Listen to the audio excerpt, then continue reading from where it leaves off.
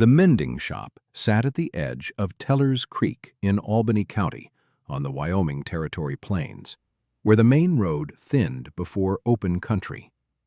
It ran east out of town toward the Laramie Range, past the livery, past the last of the storefronts, past a long stretch of scrub grass that nobody had found a purpose for yet. 20 miles west, the Union Pacific had come through Laramie on the 7th of June in 1868, and men still spoke of that day the way they spoke of weather that had changed everything. Josephine Calloway had run her shop there 6 years, since 1882, when the cattle country still felt endless, and a woman with steady hands could make a living from what others threw away. Clothing worn through at the knees and elbows, feed sacks, harness leather, anything brought to her that had enough left in it to be worth saving. Quilts in the window when she had them finished. The town knew where to find her when they needed her. The rest of the time, they left her alone, which was what she wanted, and what they had come to understand. Every evening she sat on the porch with a candle burning on the rail. She was there when the rest of the town had already gone inside, there in the cold, and there when the air still carried the last of the summer heat. The flame, small and steady in its worn tin holder beside her. In bad weather, she moved it inside to the east window, where it burned until she went to bed. The town had stopped asking about it years ago. It was simply part of the edge of Teller's Creek, the way the scrub grass was, and the road going out into the dark beyond it. He came into the general store on a Wednesday morning in September of 1888 and set a saddle strap on the counter. It had been repaired twice by men who had not known what they were doing and was starting to make that plain. Lydia Hale, who had kept the store since her own husband passed, picked it up without being asked. She turned it over, ran her thumb along the seam where the second repair was already pulling away from itself, and set it back down. She looked at him, taking her time, not hurrying toward a conclusion. "Working out of the Aldrin Ranch," he said. "Name's Cooper." Lydia's hands settled flat on the counter. "You want this done right. Ride out to the shop on the east road past the livery where the road opens up. Woman there works leather." A pause. She keeps to herself. Do not expect much in the way of conversation. Cooper reached for the strap. Lydia's hands stayed where they were. "Her name is Josephine Calloway. Lost her husband Jesse and her little boy Thomas 4 years ago this past spring. Diphtheria took them both, same week the way it did in settlements all across the plains when doctors were far and medicines scarce. She has run that shop alone since." A breath. "Town looks out for her best it can.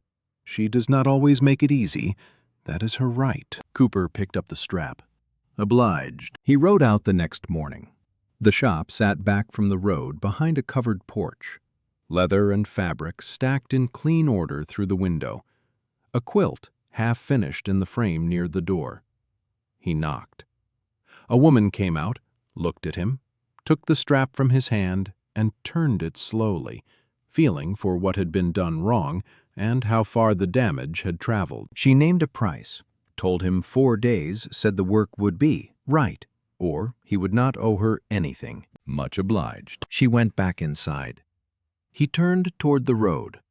On the porch rail, the small tin candle holder sat in the morning light, worn smooth at the base, empty at this hour, waiting for evening, the way it had been waiting every morning for 4 years. He had been working the Aldrin property since early summer, sleeping in the bunkhouse, riding into town most evenings for a drink before heading back east.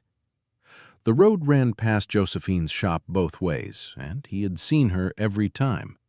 Not just the candle, but her sitting alone on the porch in the dark, with the flame on the rail beside her and the rest of the town long since gone inside. He had thought at first it was simply habit, the way some people take air before bed. But a woman did not sit out every night in all weather with one small candle burning, unless it meant something she had not told anyone. The cattle country had changed since the brutal winter of 1886 and 87, when the open range lost half its herds to cold and starvation. Ranchers who had ridden high now hired men for fencing and repair stringing. Joseph Glidden's barbed wire, patented back in '73, across country that had once belonged to nothing but grass and sky. The saloon on one of those evenings was loud. Hands from a ranch 2 counties north filling the back corner. Cooper was at the bar when the man beside him leaned over with the look of someone who has just made a connection he finds worth sharing. "You rode for Hatch County, did you not, 2 seasons back?" He did not wait for an answer. Gray Stallion, that course up past the ridge that nobody wanted to run. Cooper looked at his drink. The man shook his head slowly. "Sawyer's the name. I heard about that race from 3 different men who were there.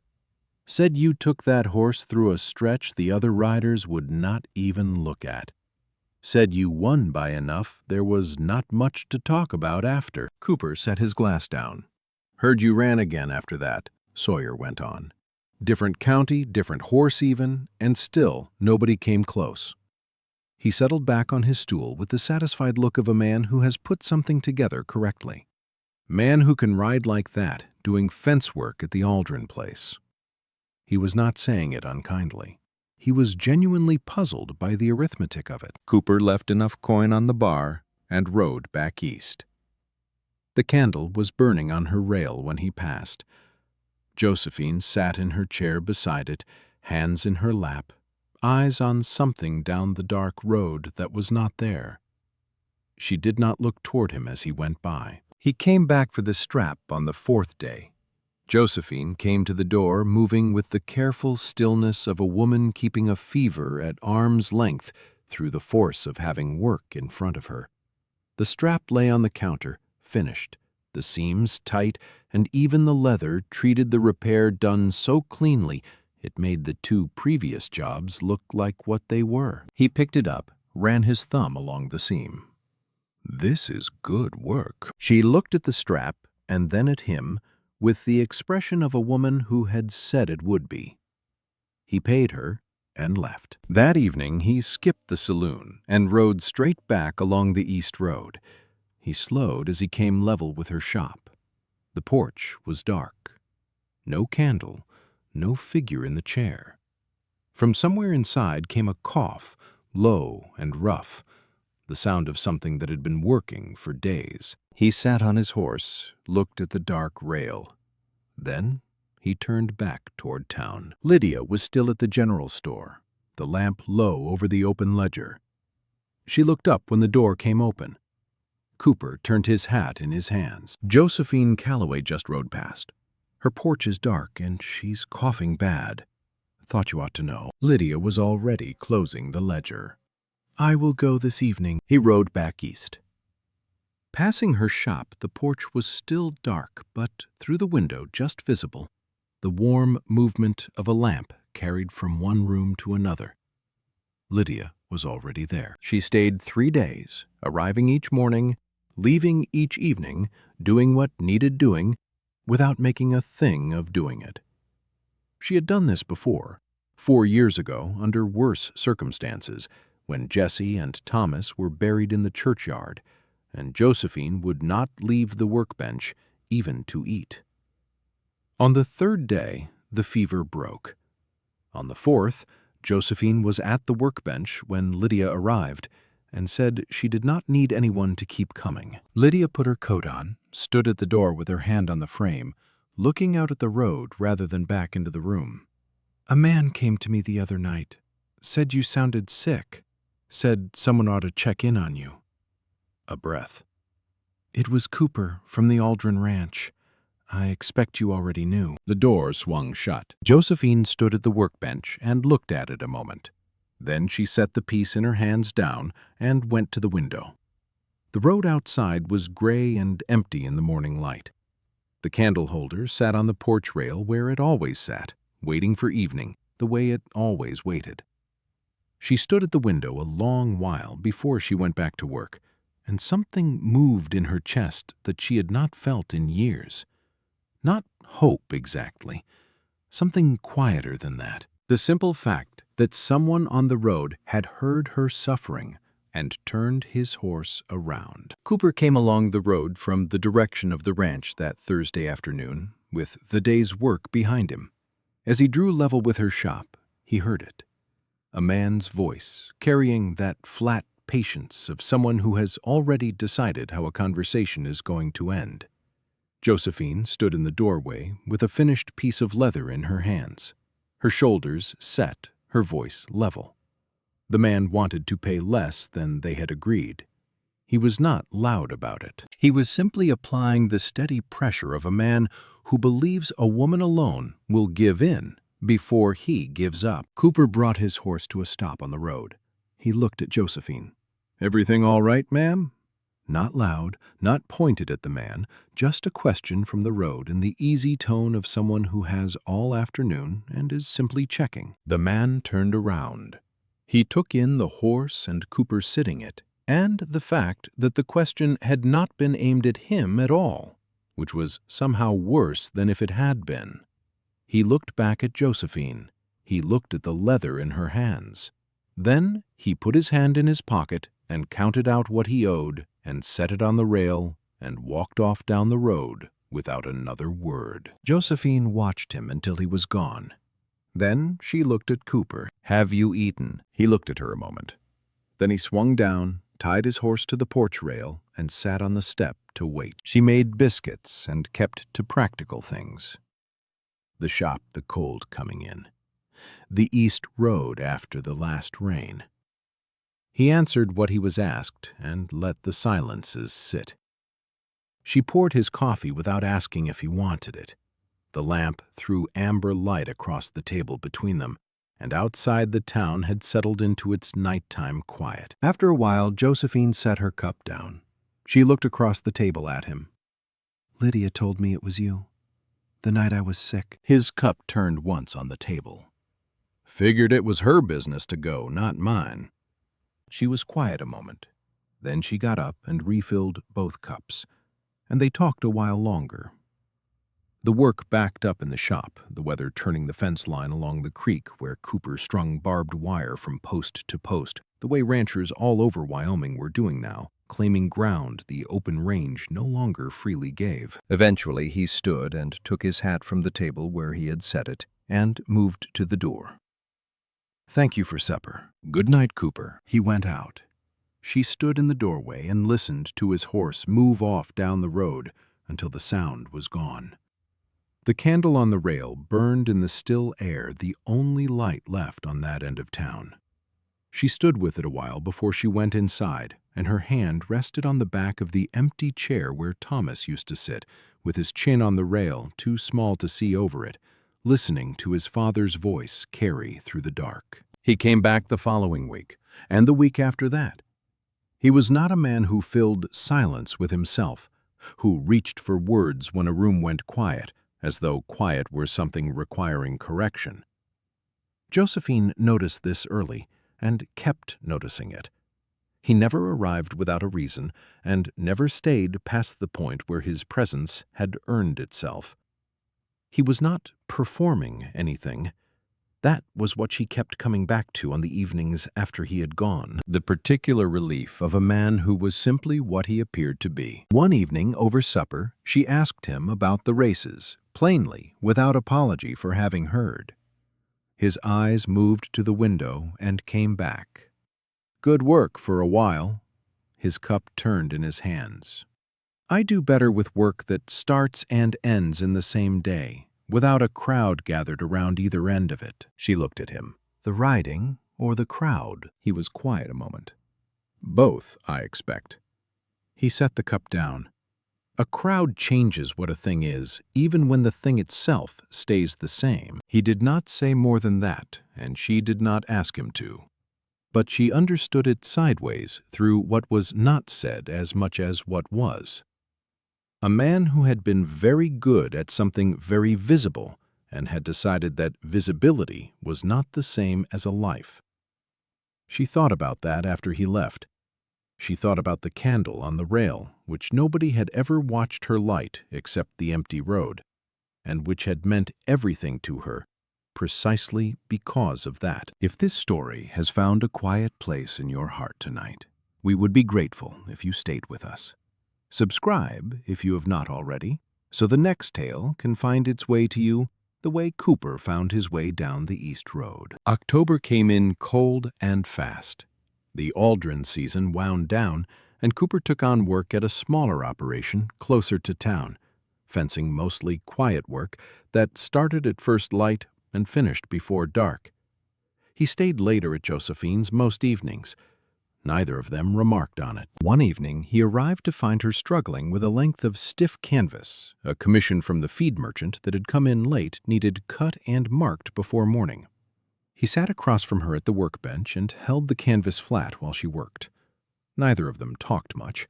The work went faster with 2 pairs of hands. When it was done, she made coffee, and they sat at the table. He told her about a young mare at the smaller ranch, skittish still, not yet decided about the people around her. The kind of animal that needed time and no pressure. Josephine listened and thought about several things she did not say. Then, one evening, not long after she was finishing a piece at the workbench while he sat nearby, and the shop had settled into its late quiet, she was not looking at him when she spoke. "People have been careful with me for a long time." She kept her eyes on the leather in her hands. "I did not know how much I minded it until you weren't." She set the finished piece aside and reached for the next one. The evening continued the way it had been going. Neither of them made more of it than what it was. But it sat in the room after she said it, and they both knew it did. One night, she looked up from the workbench and realized she could not have said how long he had been there, not because she had forgotten he was present, but because his presence had stopped registering as something separate from the room itself. She looked back down at her work. She thought about it later, lying awake, the candle long since burned out on the rail. Lydia watched him ride out the East Road in the evenings and kept whatever she thought about it to herself. It was a Tuesday evening, late in October, cold enough that she had her shawl around her shoulders. He had come for supper, and they had ended up on the porch without either of them deciding to. Him on the step below her chair, the candle on the rail, the town quiet down the road. The quiet between them was the kind that does not ask anything of either person. He looked at the candle, then at the road.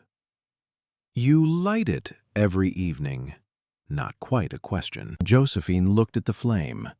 The cold air was still, and the flame stood straight. "Jessie used to read to our boy in the evenings." She did not look at Cooper when she said it. "By candlelight, the 3 of us on this porch in the warm months. Inside at the east window when it turned cold." The fringe of her shawl moved between her fingers. He had a voice for it, slower than how he talked regular, like the stories deserved to be taken that way. A breath. "Thomas was 5. He would fall asleep against Jessie's side, and Jessie would carry him in without ever stopping the story, finishing the last pages in the bedroom doorway where I could hear every word." Her voice thinned but did not break. "They both went in the same week, 4 years ago this past spring. Down the road a door opened and closed, and the night went quiet again." She looked at the flame. "I did not see a reason to stop putting it out. Jessie would have wanted the stories to have a light even when he was not here to read them." Cooper sat with that. He did not reach for words to set beside it, or soften it, or make it easier than it was. After a while, he picked up his hat from the step, turned it once in his hands, and set it back down. They stayed there until the candle burned low. Then he stood and touched his hat and went to his horse, and she listened to him go from her chair without moving. Tears ran down her face in the dark after he was gone. and she did not wipe them away. Because some grief deserved to be felt without hurry. Some evenings on from that, she was at the wash basin after supper when she heard his chair push back from the table. She thought he was getting his hat. Then the door opened, and she looked up, and he was not in the room. She dried her hands and came to the door. He was standing on the porch with his hat in his hand, not sitting, as though he had stepped out and then stopped. The candle burned on the rail. He turned when he heard her at the door and looked at her a moment in the low light. "I can go." His hat was still in his hand. "Or I could sit with you a while, if you would rather." She looked at him standing there in the dark, not pushing, not assuming, giving her the full weight of the choice without putting a thumb on either side of it. "Sit," she said. He came and sat on the step below her chair. Neither of them spoke much. The flame burned on the rail, and the town moved through its last sounds somewhere down the road. A door, a horse, things going quiet one by one. After a long while she said good night, and he stood and touched his hat brim and went to his horse. He did not look back at the candle, but he was slow about leaving. November came in gray and still. He had settled into a pattern the town had noticed and mostly left alone. Work in the mornings, Josephine's in the evenings, the candle on the rail between them until the cold drove them inside for the last of the coffee. The fencing work at the smaller ranch had become something closer to permanent. The owner had said as much one morning without ceremony, and Cooper had nodded and gone back to work.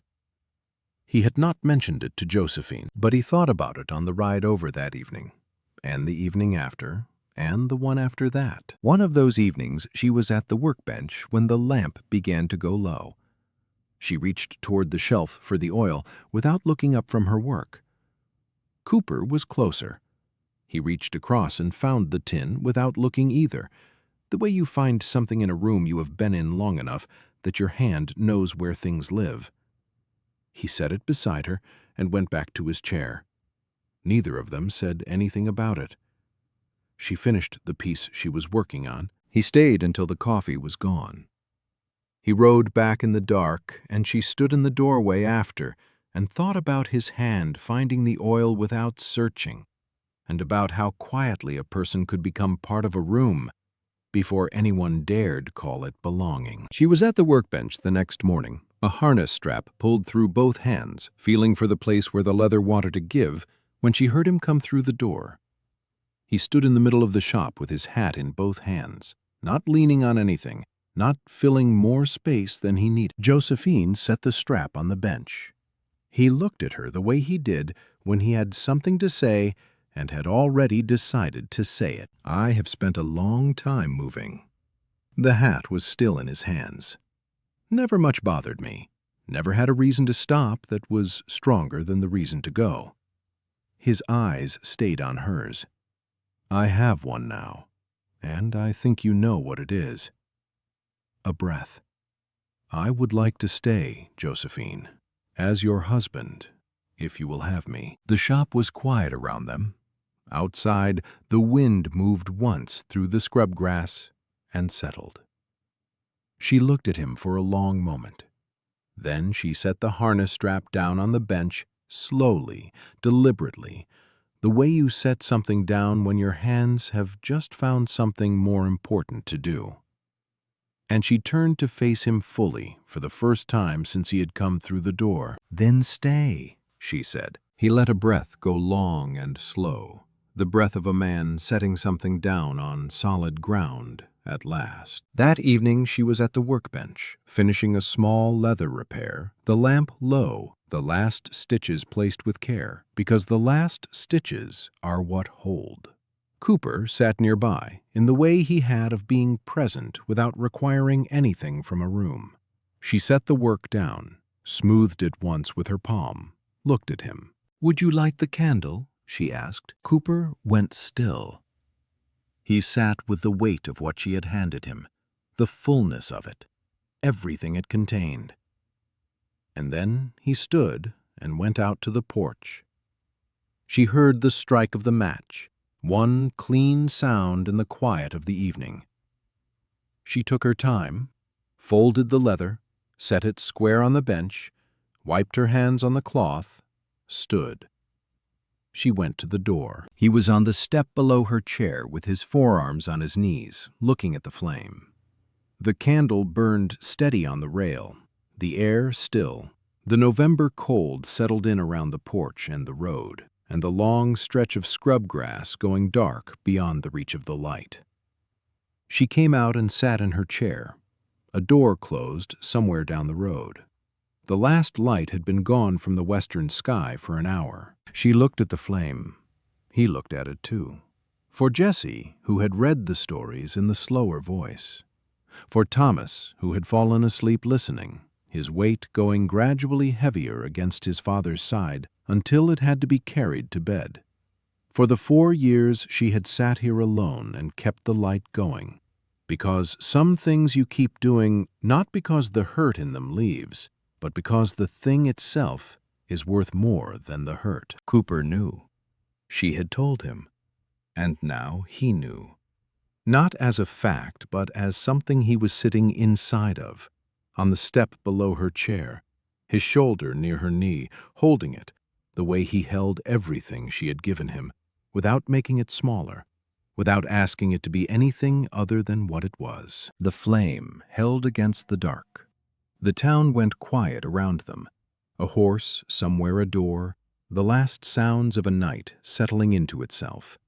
The cold air lay still across the porch and the rail, and the road beyond it, and they sat together with all of it, with Jessie, with Thomas, with the 4 years, with the life that had come quietly, and sat down beside all of it without asking a single thing to move. Neither of them spoke. The candle held, and that was enough. He did not ride on. Not that night, not the next, not through the hard Wyoming winter that followed, when the wind came down off the Laramie Range and the shop stayed warm with 2 people inside who had learned that home was not a place you found by accident, but a place you chose to keep. Josephine still mended what was worth saving. Cooper still strung wire and fixed what broke, and every evening one of them lit the candle while the other sat in the chair that had been empty too long, and the light burned on the rail for the stories that still deserved to be told, even when the voice that read them had gone quiet. Thank you for listening until the end. We read every comment, and it would mean a great deal to hear where you are watching from and what part of Josephine and Cooper's story stayed with you. Until the next tale, take care of the people at your table and ask them the question that changes everything. Have you eaten?